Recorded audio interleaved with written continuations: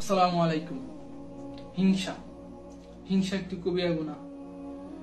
হিংসার কারণে মানুষের সকল ন্যাক আমলগুলো ধ্বংস হয়ে যায়, নষ্ট হয়ে যায়, বরবাদ হয়ে যায়।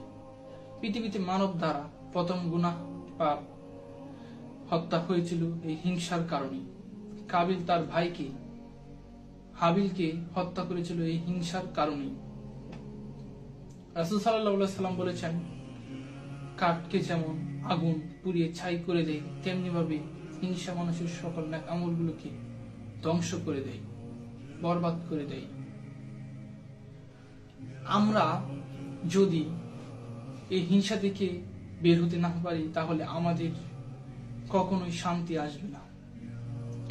আপনার যদি কোনো মানুষের ভালো কিছু দেখি কষ্ট হয় এবং তার ব্যর্থতা মনে মনে কামনা করেন এবং সেই জায়গায় আপনি যেতে চান, তাহলে সেটাই হবে হিংসা।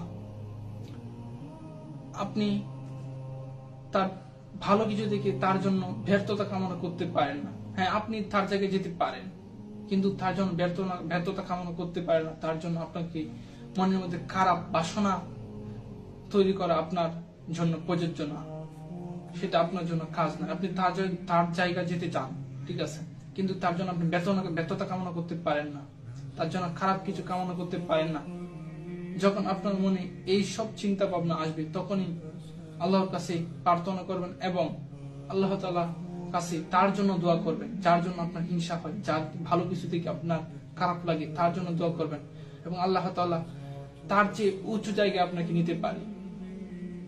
আমরা এই হিংসা থেকে বেরোতে না পারলে আমাদের সকল নেক আমলগুলো ধ্বংস হয়ে যাবে।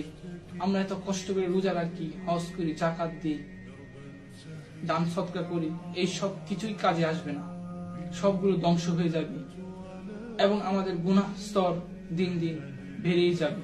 এই কারণে আমরা এই গুনাহ পাপ থেকে অবশ্যই বিরত থাকবো, এই হিংসা থেকে। আসসালামু আলাইকুম।